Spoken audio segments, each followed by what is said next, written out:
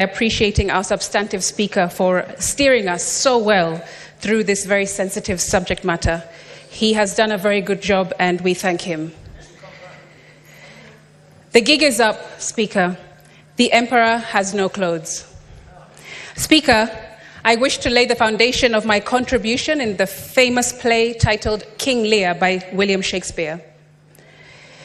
Widely regarded as Shakespeare's finest work, King Lear is an allegory that illustrates a sharp fall from grace from a king who is drunk with pride, with ego, the desperate need for control and praise, who makes a series of mistakes by listening to his immoral eldest two daughters and bad advisors, who exist only to praise him for their own personal gain.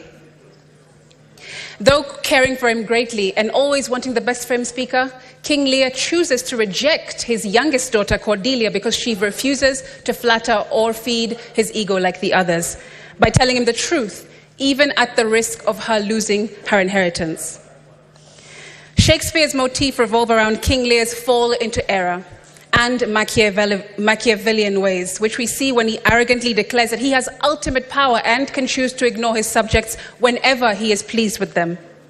His inability to see the truth leads him to lose power, wealth, his senses, his truest daughter Cordelia, and ultimately his own life.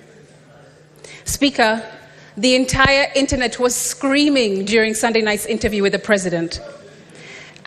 Don't mean to anthropomorphize, but TV screens across the country would have turned themselves off themselves if they could, after what is said to have been a train wreck of a conversation from start to finish that left the emperor naked. I must acknowledge, however, the decision by the president to have a 2-hour unscripted sit-down, because seldom do African heads of state risk putting themselves in unpredictable, uncontrolled environments like that. With our majority leader setting the tone through this motion, let the Senate be your Cordelia, Mr. President.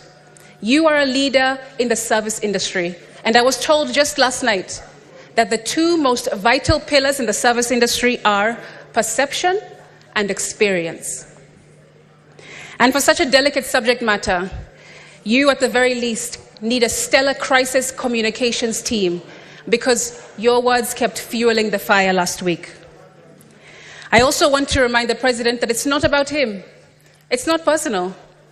We didn't name it Kenya Kwanza. That wasn't us. Kenya Kwanza. Not Kwanza the noun, Speaker, but Kwanza the adjective. And instead of putting Kenya first, your presidency has put Machiavellianism first, like King Lear, when all that us young people wanted was for you to put Kenya first. Like a performance review of sorts, Speaker, we expected that on his third attempt to address us on Sunday night, he would come with details, with data, definitives, strategies, but it was still so vague, so non-committal, so uninformed. It felt dismissive and disconnected. Speaker, the president went on national television without a clue of what has been happening in the country that he believes he governs. Was the deputy president right in his address last week as well, that his boss may not know all that is going on in the country? How many people are in custody, he was asked. He replied, I have a ballpark figure from the police that they have enough people. What do you say to the youth who say yours is not a listening government, he was asked. He said, I have 4 things: housing jobs, digital jobs, export of labor, manufacturing. You believed barely 1.5 years ago that you could run the country on 2.9 trillion. In a few months, you went to Parliament and requested 3.6 trillion. This year, you went to Parliament and requested 4.2 trillion. And what do they see in return? They see extravagance in government, he was told. He replied, let me tell you the following. Today, universities were almost closed because of debts of 60 billion shillings. I have enhanced their budget by 40 billion shillings because education, to me, is the greatest equalizer. Speaker, this went on and on and on. Tone deaf and not answering what Kenyans really wanted to hear from the president. Not only were shots fired at innocent young protesters last week, Speaker, But it seems in this interview, we also saw shots fired at his cabinet, his deputy president, and even the communications team caught astray. So what are some solutions? Speaker, in response to austerity measures as directed by this motion, the President has on record made pronouncements of what he plans to do. Young people do not want more dialogue or multi-sectoral groups before he actions what he has already committed to do. In his Wednesday, 26th of June press conference, the President committed to do the following. 1. Reduce expenditure, starting with the Executive Office of the President and extending it to the entire executive arm of government. 2. Operational expenditure in the presidency be reduced to remove all allocations for the confidential vote, reduce travel budgets, hospitality, and purchase all motor vehicles and renovations, as well as other expenditures. Number 3, Parliament, the judiciary, and county governments working with the National Treasury also undertake budget cuts. This clearly shows, Speaker, that the President knows exactly what he needs to do and precisely what he needs to focus on. Get rid of corruption, get rid of wastage, get rid of breaching court orders, get rid of misdirective and duplicative pots of money like CDF, which completely usurp the true function of a legislator. Speaker, members of Parliament are supposed to legislate and ministries are supposed to implement. No parliamentarian should have a CDF allocation because our role is simple: to represent, to oversight, and legislate. We have no business building markets and roads and hospitals. Get rid of CDF that bastardizes the role of a member of Parliament. We also want a repeal of other unconstitutional legislations since this government came into power. And we want leaders to be leaders, Speaker, not leaders to be dealers. However, to achieve all this, we also want to hear definitives and strategies, not broad, pie-in-the-sky pronouncements. By now, Speaker, we should already have heard how much he will reduce expenditure in his office. How much will you cut from your travel budget, your hospitality budget, from the purchasing of motor vehicles and renovations? Speaker, the President has economic advisors who work for him round the clock and should have crunched preliminary numbers for us to see by now. On Sunday, the 30th of June, he was asked on national TV again if he'll reduce his ministers and ministries, to which he replied, and I quote, "That is an area that we will have to look into because that is a reality that we will face." It clearly shows that the President needs to do. Speaker, for my second proposal, let's go to Article 152(1) of our Constitution. That the Cabinet consists only of A, the President, B, the Deputy President, C, the Attorney General, D, not fewer than 14 and not more than 22 Cabinet Secretaries. This means, Speaker, that our Constitution provides for that the President can cut the number of ministries to 14 from the current 21, saving the country billions of shillings. The Constitution goes further to say in Article 152(5) that the President, A, may reassign a Cabinet Secretary, B, may dismiss a Cabinet Secretary, and C, shall dismiss a Cabinet Secretary if required to do so by a resolution. Sorry, not sorry, Mr. President, but wake up your Minister of Youth Affairs, because the youth are telling you that they are desperately underserved. Wake up your Minister for Interior, because too many poorly trained, trigger-happy police officers exist under his watch. Wake up your Minister for Labour, because young people are protesting in the streets due to a lack of equal opportunities. Wake up your Minister for Roads, because we're seeing the worst levels of carnage and needless deaths of young people than in any 10-year preceding his. Wake up your Minister for Trade and Industries, because from small innovators to entrepreneurs to industries, the ecosystem she is leading has become terribly unforgiving. If you already know what needs to be done and the Constitution gives you the power to take action, Mr. President, cabinet secretaries must be sacked. My third proposal, in reaction to point number 1 in this motion, revolves around exercise of legislative powers. Speaker, why is it that the finance bill never makes its way to the Senate for consideration? Our Constitution does not bar this upper house from jointly considering legislation, especially those with as much gravitas as a finance bill. To illustrate this, I want to go to Article 109(5) that says, a bill may be introduced by any member or committee of the relevant House of Parliament, but a money bill may only be introduced in National Assembly in accordance with Article 114. It simply says, Speaker, that a money bill may be introduced only in the National Assembly, but nowhere does it say that a money bill cannot also be considered in the Senate. Our Constitution only bars this House from introducing money bills, not from considering them. This must be corrected to avoid future constitutional misinterpretations that lead us to continue allowing the National Assembly to monopolize such crucial functions. I'm just reading the law. And while we're at it, Majority Leader, the entire country knows that our committees here are chaired and vice-chaired by your side, the government. That doesn't give balance.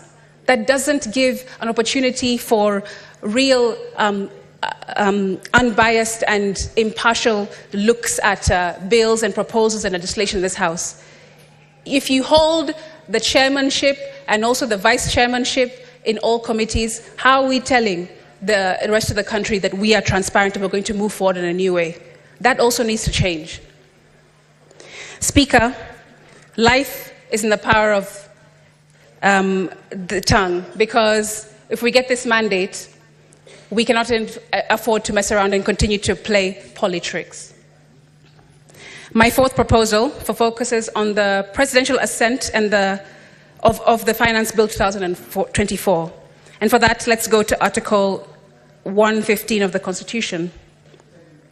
1. Within 14 days after receipt of the bill, the President shall A. assent to the bill, or B. refer the bill back to Parliament for reconsideration by Parliament, noting any reservations that the President has concerning the bill. Not National Assembly, Speaker. It says that it will go back to Parliament to be considered by Parliament. And the last time I checked the definition of Parliament, both houses were included. What about the conversation on salaries, Speaker? Well, I want to say the following. The Salaries and Remuneration Commission really did not read the room. Today, in order to pay all public servants, figures show that we are spending 1.1 trillion shillings, which is 46% of our budget. I want to be frank. I propose our current salaries for those at the national level be cut by 50% and our allowances be reviewed downwards. That's right. I want us to put our money where our mouth is. We shouldn't pussyfoot around that, Madam Speaker. Because let's be honest, today's salary and allowances are the only reason why people kill, steal, and destroy anything in their way in order to work in the national government. And that needs to end. Speaker, there used to be a time not long ago when being a public servant was very unattractive. I'm sure Senator Halwale will remember that if you have a good degree, a good studies and accreditation behind you, you would rather go into the private sector because it was much more lucrative than the public sector. But now that has gone upside down, Speaker. We also heard the President tell us all that we are set to lose by having rejected the finance bill on Sunday. He said, and I quote, "So what is the alternative? Help me with that, Linus, because there are only two things we can do. Either you raise money from taxes or you borrow. Period. There is no magic here," he said. Well, Mr. President, you're right, and there is no panacea, but all you had to do was ask, because the Finance Act of 2023 provides clear examples to learn from. For one, we witnessed a reduced consumption of petroleum products, a slowdown in construction due to high cost of materials, and a significant overall increase in construction costs, largely attributed to the imposition of the export investment levy. And on raw materials, that is, Speaker. Notably, imports of clinker, crucial for cement production, dropped by 77.5%. Also, remember that in the first half of the 2023-24... Asige, I want to just inform you have 4 more minutes left. Also, remember that in the first half of the 2023 fiscal year, the KRA missed its revenue target by a substantial 186 billion Kenya shillings, which underscores the point that overly ambitious tax measures do not always lead to increased tax collections. These figures are solid data we can trust, Speaker. Why impose more taxes, levies, and charges when we haven't fully recovered from the negative effects of the previous legislation?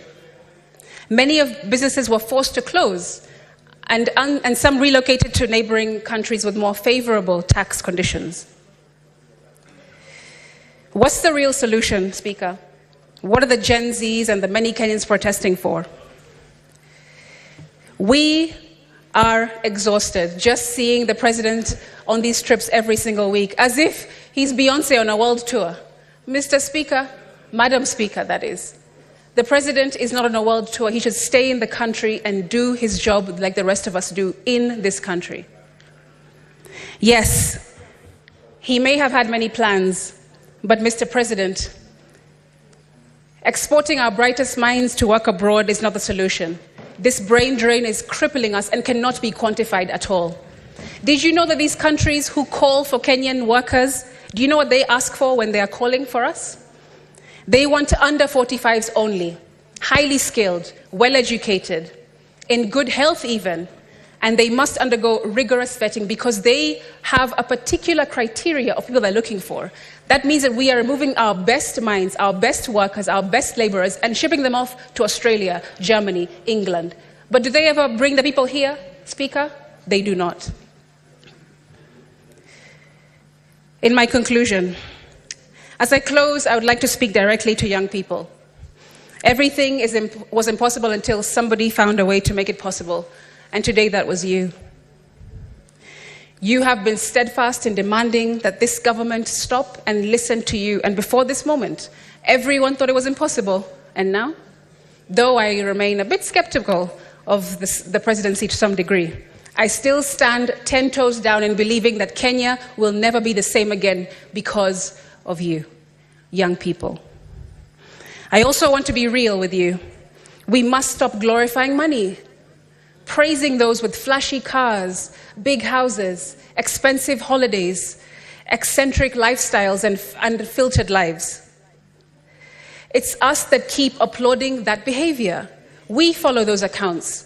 We like and repost their displays of opulence every day, and this exacerbates the problem of these people wanting to keep up their public images, but not that all that glitters is gold. Why don't we go back to exalting excellence, character, conscientiousness, and all that is good and all that endures? There is a reason why Paul says the love of money is the root of all evil. We really must change. Speaker, let me land by circling back to King Lear by William Shakespeare. Anna Camerali writes that the tragedy of King Lear's lack of understanding of the consequences of his demands and actions is often observed to be like that of a spoiled child. But it has also been noted that his behavior is equally likely to be seen in parents who have never adjusted to their children having grown up. Speaker, Kenya's democracy has grown up. It has matured and it's maturing into a faceless, fearless, tribeless legion of... Time is up. Half a minute, you finish that sentence. Give a 1 minute, Secretariat.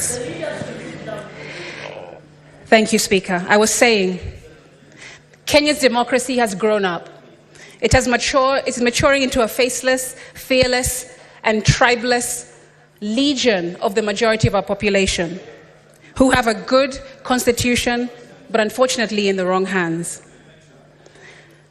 Speaker, I stand by them in this House, I speak for them in this House, and when they name the 25th of June 2024 Z-Day, they will know that you did that.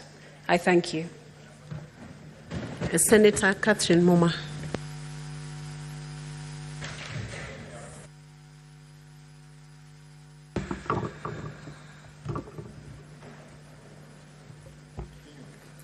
Thank you, Madam Speaker, for the opportunity to speak to this very important motion, the State of the Nation. Madam Speaker, because we have some time, allow me to begin with sending my sincere condolences to all families that were affected by the loss of their loved ones. Allow me to name, because I'll use my time to name the young people who lost their lives.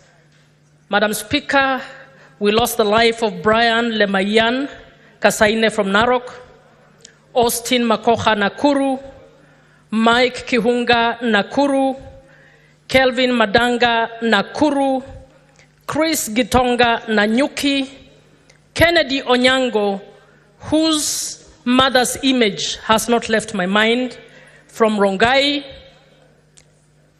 We lost Rex Masai from Machakos, Matthew Njoroge, Kevin Mawasi, Bisley Kogi, David Chege, Erickson Kialo Mutisia, Ibrahim Kamau Anjiru, Kennedy Odhiambo Maina, Wilson Sitati, Kennedy Njeru, Eric Kayoni Kieni, Eric Kiratu, Brian Kimathi, Kariton Mwangi, Ernest Kanyi, Caroline Shiramba from Kakamega, Brayo from Kisumu, Mbithi Elias Scott from Kisumu, Emmanuel Giggs Tata from Mombasa, Joshua Ombati from Mombasa, Clinton Mwavali Kapsabet, Kevin Odhiambo Siaya,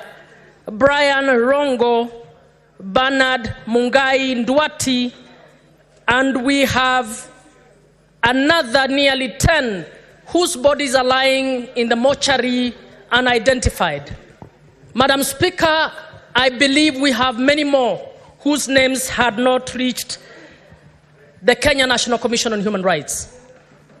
I felt it's important to name them, Madam Speaker, because what has happened in this country is a revolution for the third liberation of this country, Madam Speaker.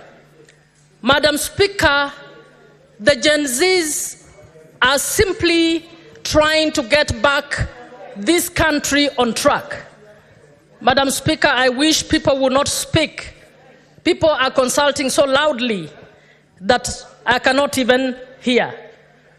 Listen to what I'm doing. Madam Speaker, the Gen Zs are telling us a very simple thing, that in 2010, we put in place a constitution to guide how this country should be governed. But this country is not being governed in that manner. And they are telling us that there is a very important provision in the Constitution that we have chosen as a country, particularly the leadership, to ignore. They are bringing us back to the implementation of Article 10 of the Constitution. Madam Speaker, they are bringing back the conscience of this nation. They are telling us that we must go back to what Article 10 says about respect for the rule of law, respect for human rights, governance in a manner that respects equity, equality, and the most important one, that we must now start governing this country applying the principles of transparency and accountability. And Madam Speaker, because a lot has been said, I want us to immediately move on how best we can actually speak to the issue of transparency and accountability.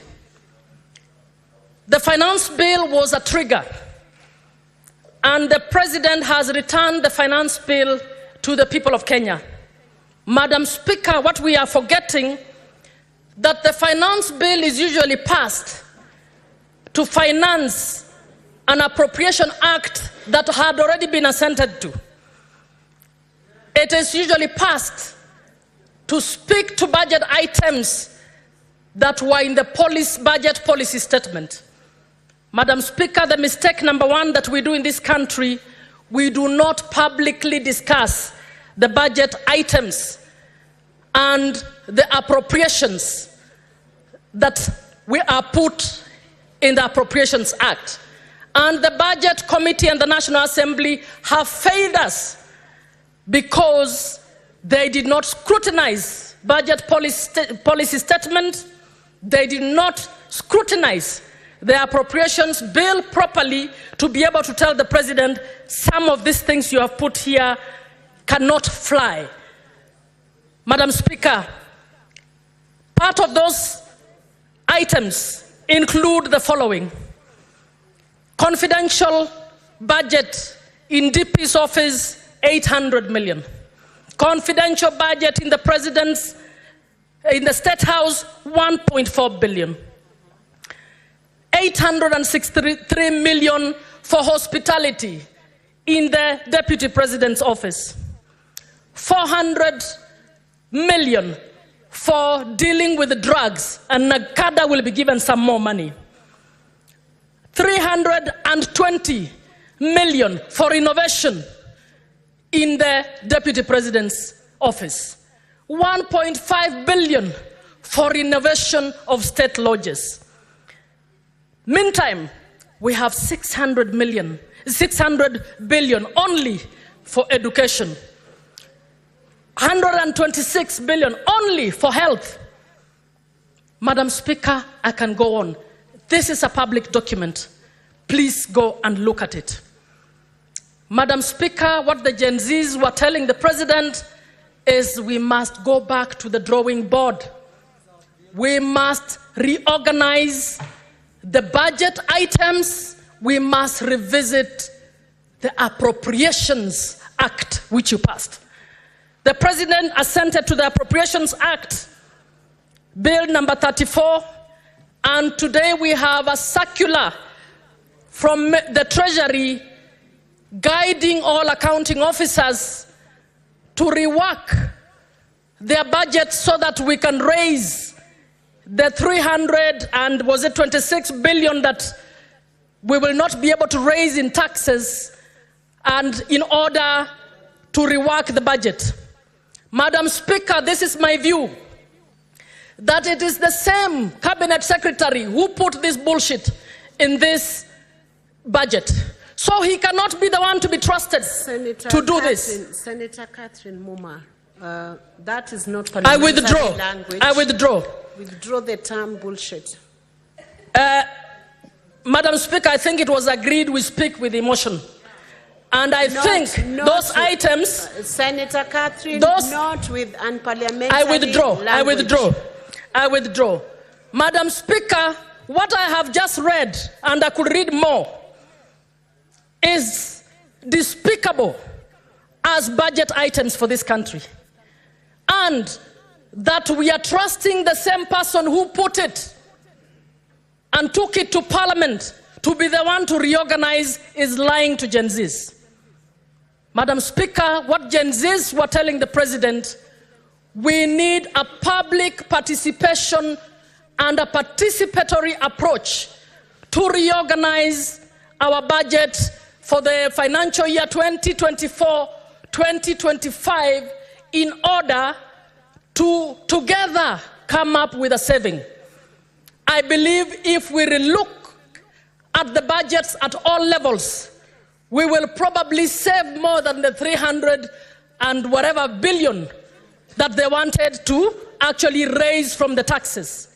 So the big job that the National Assembly and the Senate should be doing is to do the big job of allowing our experts, whether in civil society, among the Gen Zs, to openly and transparently audit the budget items one by one for the executive, for parliament, for the judiciary, and put money where it is required.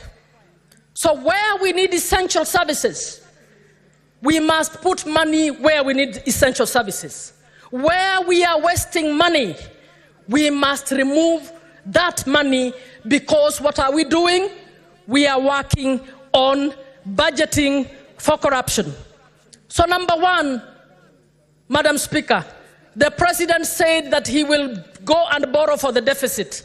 I am recommending that we don't allow one more shilling to be borrowed until we put in place a system that can ensure accountability and transparency with debt. So, Madam Speaker, I'm suggesting not borrowing 1 shilling for the 2024-2025 budget. Madam Speaker, number 2, I am recommending that we rationalize the expenditure.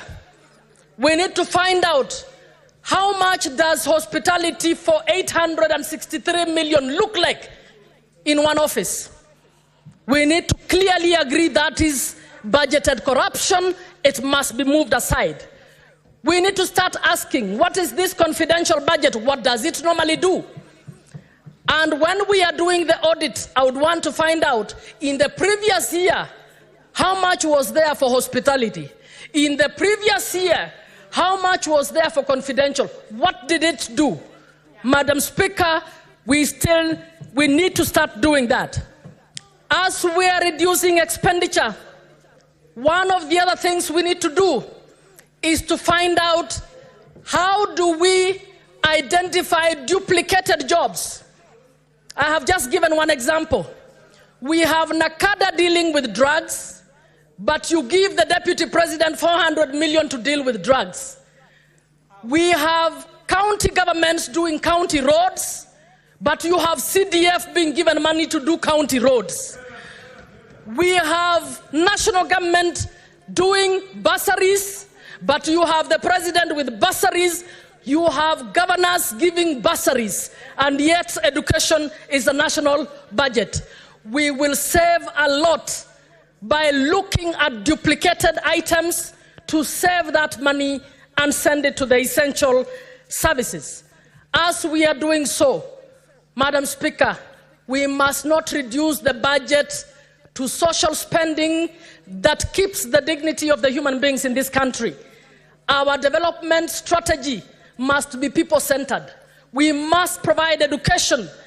We can only keep increasing our budget in education. We must provide better health. We must keep increasing the budgets in health. We cannot say we are not now going to pay the interns. We are not going to pay the doctors. And yet we have millions for mandazis. It is not acceptable, Madam Speaker. Madam Speaker, we also need to look at the issue of political employments.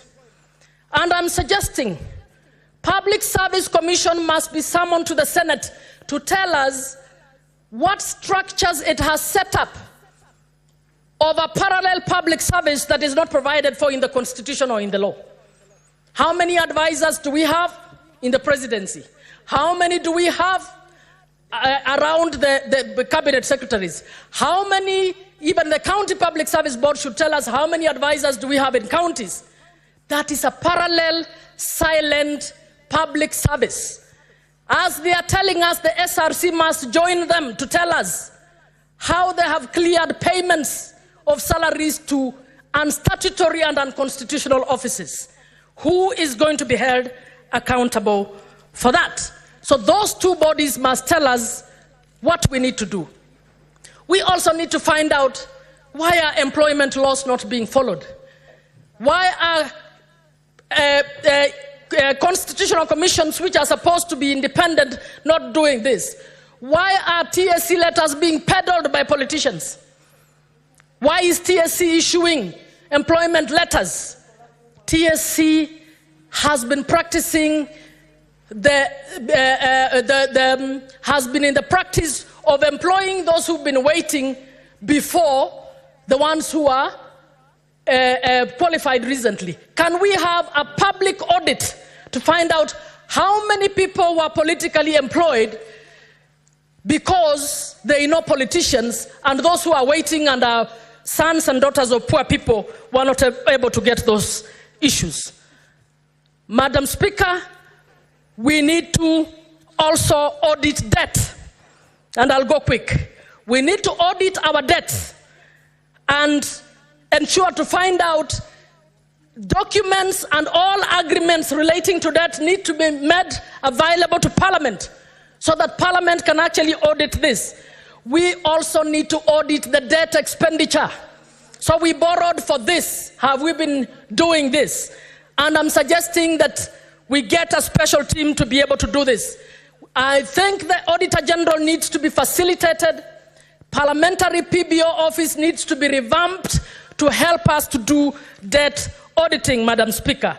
If we do this and we do it transparently so that our audit is made public, it's not an audit to be hidden, then the Kenyan people will be able to know what we are doing.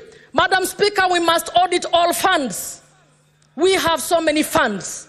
The Youth Fund, the Women Fund, the CDF. How are they being implemented? We need to audit them. I think that the thinking behind funds is good and is noble, but are they being used for purposes that they were supposed to? We need to do an audit. Those ones that are being used for purposes that they should be used, be retained, and the others that are not being used for the purposes that they should actually be looked at. Madam Speaker, World Bank report in 2020 reported that we have dead infrastructure. They said 50% of CDF projects were dead because when an MP comes, they don't want to touch what the other one did. That is public money. We need to find out whether we need to put in place better structures for the management of CDF. Madam Speaker, then we come to Bunge. Bunge must do its bit like every other. The National Assembly, together with the Senate, have passed laws that are unconstitutional. I want us to do an audit of the cost that unconstitutional laws being challenged in court have cost the taxpayer because we did not do our job as Bunges. I want to find out how many laws we have passed. For instance, 30 minutes to pass a law to enable the KDF to be set against our kids. No public participation, no adequate time for members of Parliament to discuss that. Madam Speaker, as Bunge, we must take responsibility for passing laws that have violated the Constitution, for passing laws that have circumvented the Constitution. Madam Speaker, I want to speak to the people of Kenya as well. As we are speaking and everybody is taking responsibility, I would want our people to also take responsibility. When we queue to receive 200 shillings from politicians in funerals and elsewhere, I want us to start asking ourselves, where do you think this person has got money from? He does not have even one industry in that county of yours. He does not have a factory where he's employing anybody. He moves around in very, very affluent vehicles, dressed up well, and just stands and dishes money, and you take that money. Ask yourself, who in their right mind would take monies that they have worked hard in a business to build a business and start dishing it out? What are we doing? That is money that should have been providing your schools that is being dished out to you. That is money that should have been making it possible for you to get access to health that is being dished out to you. Madam Speaker, we need to speak to our people to say, do not encourage thieves and do not elect thieves. Let us do what is right and let us ensure that this country moves forward. So it is a moment of reckoning, not just for members of Parliament, not just for the President, not just for the CSs, even for the church leaders and other leaders. Where do you